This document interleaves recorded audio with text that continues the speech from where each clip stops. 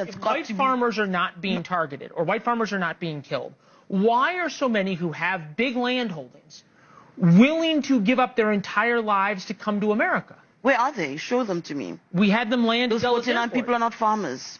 There are plenty of reports from South Africa that many of those are not farmers. Those are chances. Please, again, show me the evidence. Those are people taking an opportunity. America's giving them an opportunity. You're saying they're not farmers. I'm just trying to figure this out. You're saying that your president has not in any way targeted whites, even though Elon Musk, who was there, can't get a license for his business. He was where? In the Oval Office.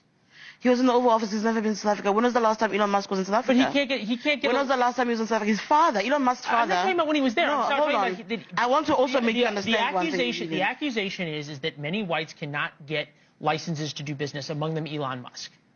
So we're being forced to undermine our transformative laws. We must be okay with the South Africa, with the majority that is denied of their own land, with the majority is deprived of access to economic transformations and means of production. We must be okay and not move the needle in any way to try and fix that. We must be okay with South Africa being labeled the most unequal country in the world and not try and do anything to rectify that. Because that's what that argument says. No, but the fact of the there are laws. The fact of the matter is there must be bent for an individual. No, that is what the question is. But if you make laws that target a certain race, don't. But there are none of those. Where are those, Leland? You're calling me as a journalist from South Africa, and you're putting those to me.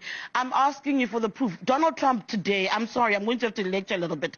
Donald Trump today called us in there, saying he's got proof of a genocide. South Africa's gone to the ICJ saying that they believe Israel is committing a genocide a whole other thing. They're the same ones who support Hamas. But they put evidence on the table.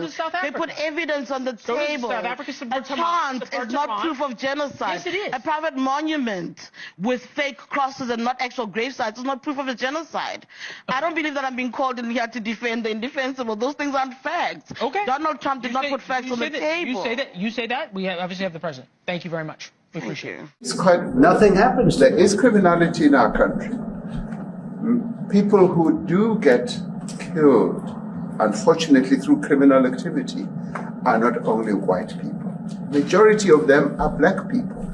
And we have now been utilized. The farmers are not black. I don't say that's good or bad, but the farmers are not black. It will take President Trump listening to the voices of South Africans, some of whom are his good friends, like those who are here.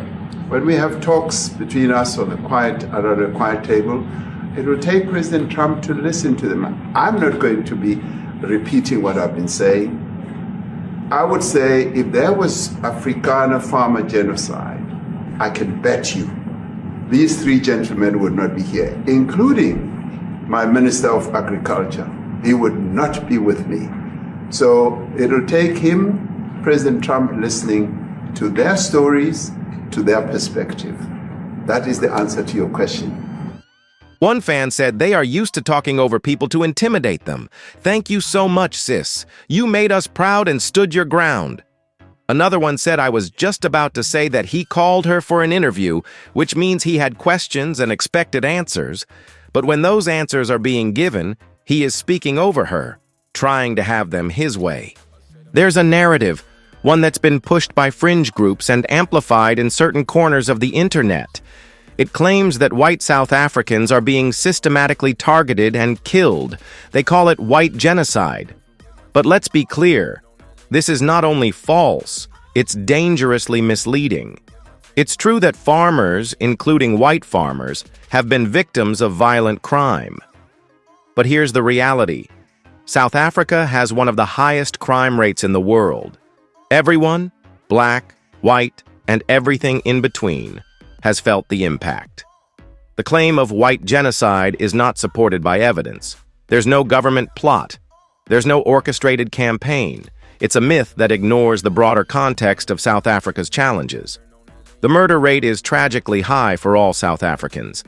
Yes, rural communities face unique dangers, but these are not racially targeted. In fact, black South Africans are far more likely to be victims of violence than their white counterparts. But why are so many white Americans and white South Africans convinced that there's a genocide targeting white people? It's denial. Denial of historical responsibility, denial of the reality that South Africa's social and economic challenges are deeply rooted in apartheid's legacy. It's easier to cling to a narrative of victimhood than to confront the complex truth. And let's not ignore how this myth spreads. Far-right movements, both in South Africa and abroad, use the idea of white genocide to stoke fear, reinforce racism, and justify reactionary policies. It's a tool, a weaponized story, crafted to obscure the real issues South Africa faces, like economic inequality, land reform debates, and violent crime affecting all citizens. The truth matters. It's easy to buy into conspiracies when the real world feels chaotic. But South Africa's story is more complicated and more human than a meme about white genocide. The violence is real, the pain is real, but the narrative is a lie.